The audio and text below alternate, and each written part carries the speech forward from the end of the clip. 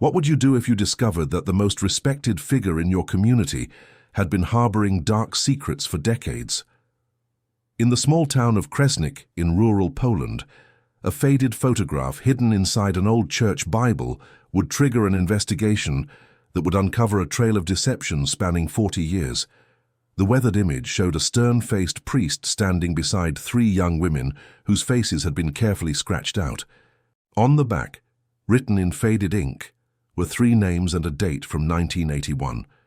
No one could have imagined how this single discovery would unravel the carefully constructed legacy of Father Tadeusz Kowalski, exposing sins that the community had unknowingly carried for nearly half a century. If you appreciate stories that delve into hidden histories and long-buried secrets, consider subscribing for more investigations into the darkness that lurks beneath the surface of ordinary lives. The discovery was made on a cold March morning in 2021 by Marek Nowak, the newly appointed caretaker of St. Andrew's Church. At 62, Marek had returned to his hometown after 30 years away, seeking the quiet familiarity of Kresnik after his wife's death. The church stood as it always had, a stone sentinel watching over the town square, its spire visible from every street corner. Inside, the scent of old wood, candle wax and incense created a familiar atmosphere that transported Marek back to his childhood. His first task was to catalogue the church's library, a collection of religious texts and parish records stored in a small room behind the altar. The books had gathered dust since Father Antoni, the current priest, rarely visited this section of the church. According to the parish council, no one had properly organized the collection since Father Kowalski's time. Marek recalled Father Kowalski vaguely, a stern man who had served the parish for over 30 years before his death in 1992. Though Marek had left Kresnik in the late 80s, he remembered the priest as a respected figure, known for his strict adherence to tradition and his powerful sermons. The people of Kresnik had practically venerated the man, and even decades after his death, the older residents still spoke of him with reverence. As Marek carefully lifted the heavy tomes from the shelves, wiping decades of dust from their leather covers, he noticed one particular Bible that seemed different from the others. It was larger, bound in dark brown leather with gold embossing, and when he opened it, the spine cracked as if it had rarely been disturbed. It was while turning through the fragile pages that he discovered the photograph, tucked between a passage from Exodus and one from Leviticus. The image was small, no larger than a postcard, its colors faded to sepia tones. It showed the interior of what appeared to be a small cottage. In the center stood Father Kowalski, younger than Marek had ever known him, perhaps in his 40s. Beside him were three young women, all with similar features, suggesting they might be related. But where their faces should have been, someone had meticulously scratched the photograph, removing any distinguishing features and leaving three blank ovals atop their bodies. When Marek turned the photograph over, he found three names written in faded blue ink: Magdalena, Anna, and Teresa, followed by a date, June 12, 1981. Something about the deliberate defacement of the women's faces sent an uncomfortable chill through Marek. He slipped the photograph into his pocket, intending to ask Father Antoni about it later. That evening, as rain pelted against the windows of the church office, Marek showed the photograph to Father Antoni, a gentleman in his 50s who had served St. Andrew's for only the past 5 years. The current priest examined the image carefully, his brow furrowing as he read the names on the back. According to Father Antoni, there were no records of anyone by those names working or living at the church during that period. The parish records from Father Kowalski's tenure were notably sparse, which Father Antoni had always attributed to the older priest's preference for privacy. What made the discovery more unusual was Father Kowalski's known reclusiveness. Parish records indicated he rarely allowed visitors to his private residence, a small cottage on the church grounds that had since been converted into a storage building. When Marek mentioned his find to Elżbieta Wojcik, the elderly parish secretary who had worked at the church since the 70s, her reaction was unexpected. The woman's hands trembled slightly as she glanced at the photograph, and she quickly claimed to have no knowledge of the women or why their faces would have been destroyed.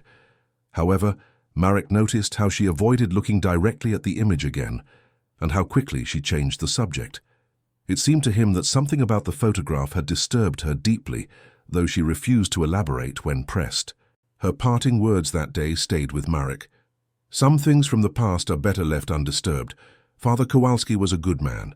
That's all anyone needs to remember." But Marek could not let it go.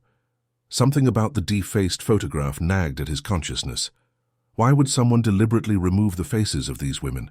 Why would such an image be hidden inside a Bible of all places? And why had Elżbieta reacted so strangely?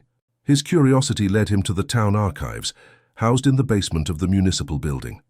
The archivist, a meticulous woman named Dorota Mazur, helped him search through town records from the early 80s. They found nothing unusual at first, just the expected documentation of a small Polish town struggling under the final years of communist rule. Then, almost by accident, they discovered a small notice in a local newspaper from July 1981, announcing that Father Kowalski had established a home for troubled young women on church property, dedicated to helping those who had strayed from the path of righteousness. According to the article, the home was to provide shelter and guidance to young women in difficult circumstances, particularly those dealing with unwed pregnancies, addiction issues, or family problems. The initiative had been praised by local officials as an example of the church's charitable work. But what struck Marek as odd was that no one in town seemed to remember this home. When he asked several elderly residents, including those who had been active in the parish during that time, they expressed surprise. Some vaguely recalled Father Kowalski mentioning such a project, but none could remember actually seeing these women or the home itself. It was as if the entire initiative had existed only on paper. What they found next would change everything about how Marek understood both the priest and the town of his childhood. Dorota managed to locate property records showing that in 1980, Father Kowalski had purchased a remote property approximately 5 kilometers outside of town, a small farmhouse with several acres of land. The purchase had been made with church funds, but the property was registered in the priest's name personally, not the parish's. This unusual arrangement had apparently never been questioned by the diocesan authorities. More interesting still was that the property had been sold hastily in late 1983, shortly after the end of martial law in Poland, to a buyer from Warsaw who never occupied it. According to local tax records, the farmhouse remained empty until it was eventually demolished in the late 90s. What had happened during those 3 years when Father Kowalski owned the property? And what connection might it have to the 3 faceless women in the photograph? Marek's investigation took a significant turn when he located Janusz Kowalski, a distant cousin of Father Tadeusz, living in a neighboring town. The elderly man had little contact with his cousin during his lifetime, but remembered visiting him once at the farmhouse outside Kresnik. According to Janusz, the property had been set up with several small bedrooms, a common area, and a chapel. He recalled seeing young women there, though he could not remember exactly how many, working in the garden and preparing meals. Father Tadeusz had explained they were troubled souls, seeking redemption through prayer and hard work. Janusz remembered feeling uncomfortable during his visit, noting that the women seemed subdued and rarely spoke, even when addressed directly. When he asked his cousin more about the nature of the home, the priest had become defensive, suggesting that Janusz was questioning the Lord's work. It was the last time Janusz visited the property or spoke in depth with his cousin. What disturbed Marek most about Janusz's account was his description of the security measures at the farmhouse. Heavy locks on exterior doors, windows that had been modified so they couldn't fully open, and the remote location all suggested something more restrictive than a voluntary refuge. Janusz also mentioned that Father Tadeusz kept detailed journals, a habit he had maintained since seminary. If these journals still existed, they might provide crucial insight into what had really happened at the farmhouse and who Magdalena, Anna, and Teresa truly were. Marek's search for these journals led him back to the church, to areas that had remained largely untouched since Father Kowalski's death. With Father Antoni's permission, Marek began exploring the former residence of Father Kowalski, now used mainly for storage. The cottage stood behind the church, a small stone building with thick walls and small windows. Inside, most of the personal touches had been removed years ago, but the building's original structure remained unchanged. It was in the cellar, behind a false wall that Father Antoni had never noticed, that Marek made his most significant discovery. A small metal box containing 5 leather-bound journals spanning the years from 1980 to 1985. The journals had been deliberately hidden, suggesting their contents were never meant to be found. As Marek carefully opened the first journal, dated 1980, the faded handwriting of Father Kowalski revealed a narrative far more disturbing than anyone could have anticipated. The first journal detailed Father Kowalski's decision to establish what he called his special ministry. According to his writings, he had identified young women in vulnerable positions, often from poor families with limited education or family problems, whom he believed needed salvation. But his method of providing this salvation was far from conventional church practice. He wrote of rescuing these women from their circumstances, sometimes with their initial consent, sometimes through manipulation or coercion. The farmhouse was described as a place of strict discipline where the women would be cleansed of their worldly contamination through prayer, work, and isolation. Most disturbing were his references to these women as his spiritual daughters, and his belief that he had been divinely appointed to reshape their souls. The journal from 1981 contained entries specifically about Magdalena, Anna, and Teresa. Magdalena had come from a family with an alcoholic father. Anna had been abandoned by her fiancé after becoming pregnant. Teresa had run away from home following abuse. Father Kowalski wrote of how he had convinced each of them that the farmhouse offered refuge, only to subject them to a regimen of strict control. They were denied contact with the outside world, their correspondence was monitored, and they were made to work long hours maintaining the property and attending religious instruction. Any resistance was met with punishment, including food restriction and solitary confinement in a small room that Father Kowalski chillingly referred to as the reflection chamber. But there was one detail no one dared to mention when Marek began sharing his discoveries with church officials. The journals revealed that Father Kowalski had been doctrinally obsessed with the concept of spiritual marriage, a twisted interpretation of religious texts that led him to believe he had the authority to claim these women as his own. Though he clothed this belief in religious language, the implications were deeply disturbing. The women were given new names in private, names of saints, and were required to wear simple clothing that he selected for them. They were told their families had abandoned them, and that the outside world was sinful and dangerous. Over time, this isolation and manipulation created a dependency that Father Kowalski exploited. The women began to see him as their savior, their only connection to both God and the world beyond the farmhouse walls. It was a calculated form of control, masked as spiritual guidance. The journals documented how Father Kowalski maintained his respectable public persona while secretly operating what amounted to a private cult. He had carefully selected women who had few connections, whose disappearance into his special ministry would raise minimal concerns. In cases where family members did inquire, he used his position of authority to assure them that the women were participating in a closed spiritual retreat or had moved to another town for work or marriage. The community's deep respect for Father Kowalski meant that his word was rarely questioned. Meanwhile, at the farmhouse, the women lived in increasing isolation, their sense of reality shaped entirely by Father Kowalski's teachings and rules. However, things began to change in late 1982, according to entries that became increasingly erratic and concerned. Father Kowalski wrote of problems with maintaining proper order at the farmhouse. Teresa had begun questioning his authority, and her rebellious spirit was influencing the others. He described implementing stricter measures, longer prayer sessions, and more severe restrictions. But his control was slipping. An entry from November 1982 mentioned that Teresa had attempted to escape, but had been returned to the fold after being found by Father Kowalski at a bus stop 10 kilometers from the property.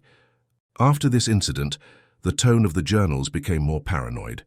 Father Kowalski wrote of sleeping poorly, of hearing noises in the night, of suspecting that the women were plotting against him.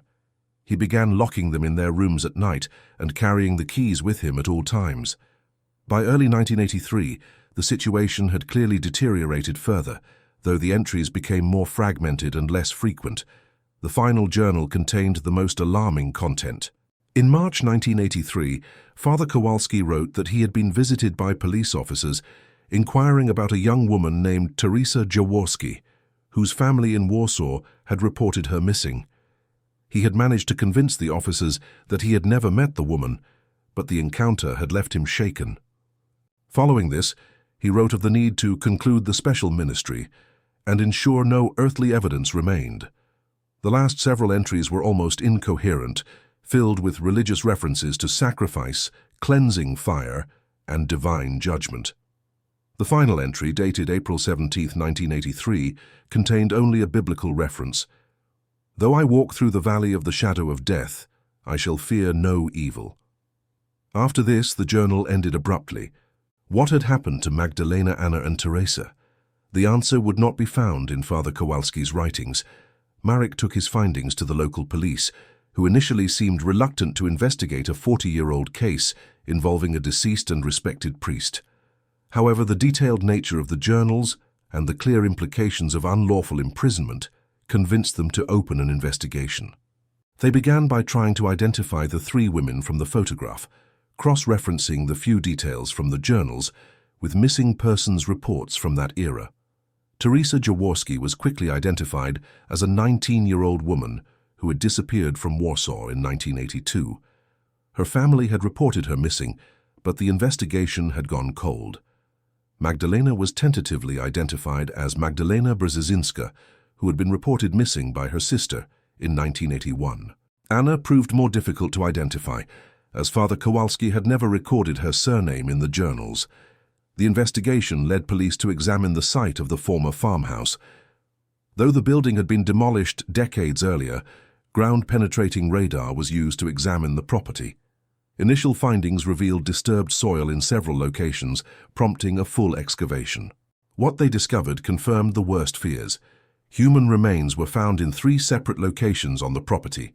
Forensic analysis would later confirm that these remains belonged to 3 young women, aged between 18 and 22, who had died approximately 40 years earlier. The cause of death for 2 of the women could not be determined due to the condition of the remains, but the third showed evidence of blunt force trauma to the skull. DNA testing would eventually confirm the identities of Teresa Jaworski and Magdalena Brzezinska. The third woman was identified through familial DNA as Anna Nowak, who had been informally reported missing in 1980, but whose disappearance had never been officially investigated. As news of the discovery spread through Kresnik, the community reacted with shock, disbelief, and in some cases, denial. Many older residents refused to accept that Father Kowalski, a man they had respected and trusted, could have been responsible for such horrors. Some suggested that the journals were forgeries or that the remains had been placed there by someone else. Others, however, began to come forward with their own stories, small inconsistencies they had noticed, questions that had never been answered, rumors that had been quickly suppressed. Elżbieta Wojcik, the parish secretary who had initially been reluctant to discuss the photograph, finally revealed that she had harbored suspicions about Father Kowalski for years, but had been too afraid to voice them. According to her statement to police, she had once overheard the priest on the telephone, speaking harshly to someone about ungrateful daughters who needed to be taught respect. She had also noticed his unexplained absences, often for days at a time, which he attributed to spiritual retreats. Further investigation revealed that Father Kowalski's special ministry may have involved more women than just the 3 identified in the photograph. Police discovered financial records showing that between 1978 and 1983, Father Kowalski had received substantial donations from several families across Poland. Interviews with surviving family members suggested a pattern. In each case, Father Kowalski had approached families dealing with a troubled daughter, offering to place the young woman in a special religious program that would save her soul and provide education and care. The families had paid for this service, believing they were giving their daughters a chance at a better life. None had ever seen their daughters again, and all had eventually received letters, supposedly from the daughters but likely written by Father Kowalski, claiming they had chosen to join a closed religious order or had married and moved abroad. The investigation also uncovered evidence that others may have been aware of Father Kowalski's activities. Interviews with former local officials revealed that questions about the farmhouse had occasionally been raised, but had been quickly dismissed due to the priest's standing in the community and his connections to regional authorities. In one particularly disturbing revelation, a former police officer admitted that in early 1983 he had been instructed by his superior to drop an inquiry into Teresa Jaworski's disappearance after it was discovered she had been in Kresnik. According to the officer, his superior had told him that matters involving the church are handled differently. This suggested a level of institutional protection that had allowed Father Kowalski to operate without scrutiny. As the investigation progressed, it became clear that Father Kowalski's sudden sale of the farmhouse in late 1983 and his subsequent withdrawal from public life were directly connected to the fate of the women. Several witnesses reported that the priest had become increasingly paranoid and erratic in his final years, often preaching about sin, punishment, and divine judgment. His sermons had grown darker, focusing on themes of sacrifice and redemption. Some parishioners had attributed this change to illness or age, but in light of the new evidence, these behaviors suggested a man haunted by his actions. When Father Kowalski died in 1992, reportedly from a heart attack, he had been living in near isolation in his cottage behind the church, seeing only a few trusted individuals and refusing medical treatment despite his declining health. The most chilling aspect of the case emerged when investigators discovered a series of letters in the diocesan archives, exchanged between Father Kowalski and his superiors in the years following the closure of the farmhouse. These letters revealed that church authorities had become aware of irregularities in Father Kowalski's ministry, but had chosen to handle the matter internally. Rather than reporting him to civil authorities, they had restricted his duties and placed him under the nominal supervision of another priest. The letters contained veiled references to unfortunate events and spiritual failings, but never explicitly acknowledged the true nature of his crimes.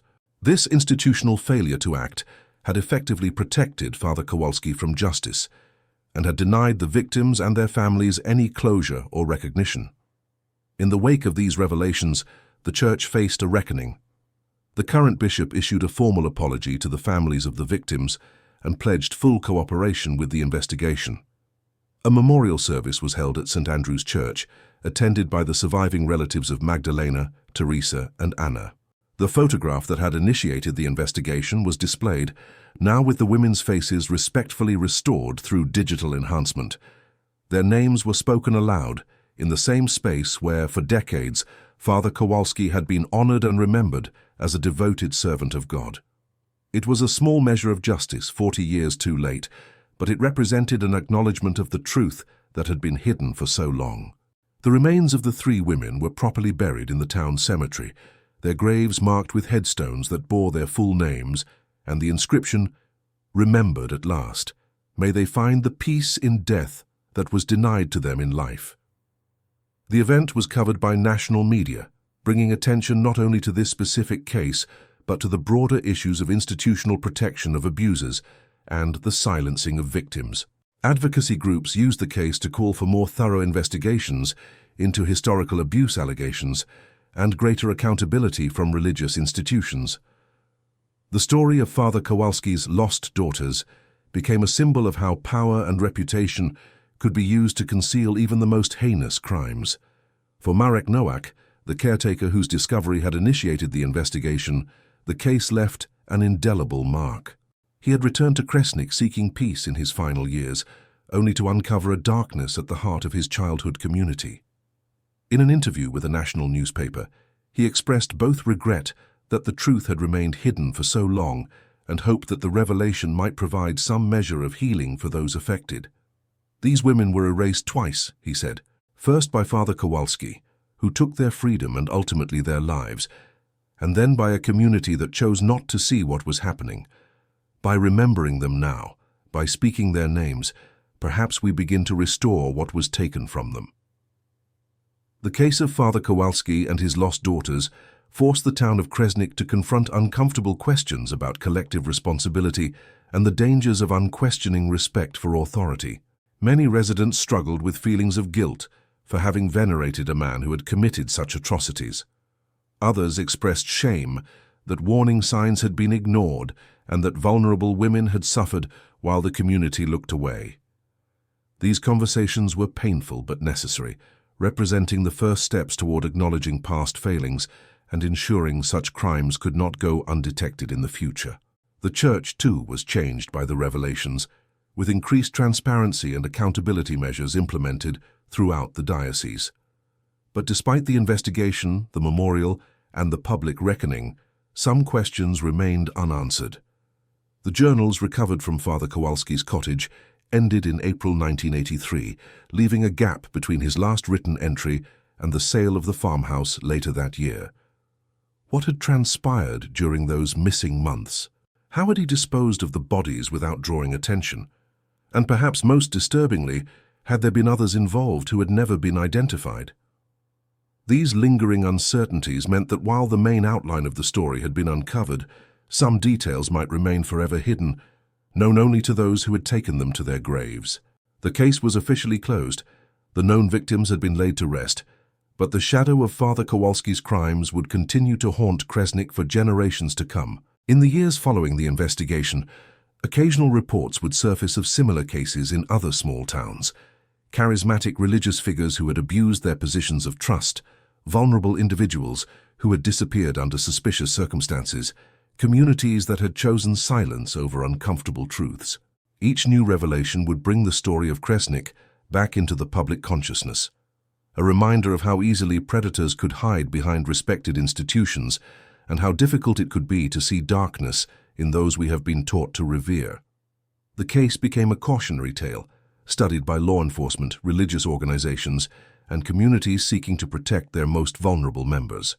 For the families of Magdalena, Teresa, and Anna, the discovery brought a complex mixture of grief, rage, and relief.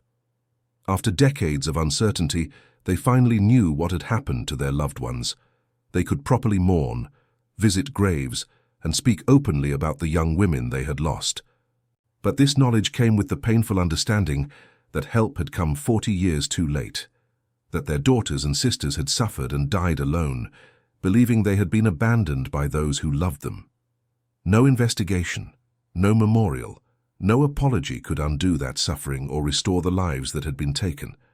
The only consolation was that the truth, however belated, had finally come to light. In a small corner of the Kresnik cemetery, 3 headstones stand side by side, regularly adorned with fresh flowers. Visitors to the town often stop there, paying respects to women they never knew, but whose story has become part of a larger narrative about power, vulnerability, and the courage required to confront long-buried truths. The photograph that led to their discovery is now preserved in the town's small museum, a reminder of how a single image, hidden for decades, eventually exposed sins that an entire community had unknowingly carried. And in homes throughout Poland, parents tell their children a new version of an old warning: question authority, speak up when something seems wrong, and remember that sometimes the most dangerous predators are those who claim to be our protectors. As for Father Kowalski's cottage behind St. Andrew's Church, it was eventually demolished, the ground beneath it examined for any additional evidence. Nothing more was found, but many in town reported feeling a sense of relief when the building was finally gone, as if its very presence had been a reminder of darker times. In its place, a small garden was planted, with benches where visitors can sit in contemplation. No plaque or marker identifies the garden's significance. Those who know the story understand its meaning without explanation. For those who don't, it remains simply a peaceful space, its history hidden beneath layers of soil and new growth, much like the secrets that had lain buried in Kresnik for 40 years before a faded photograph and one man's curiosity brought them finally, irrevocably, to light.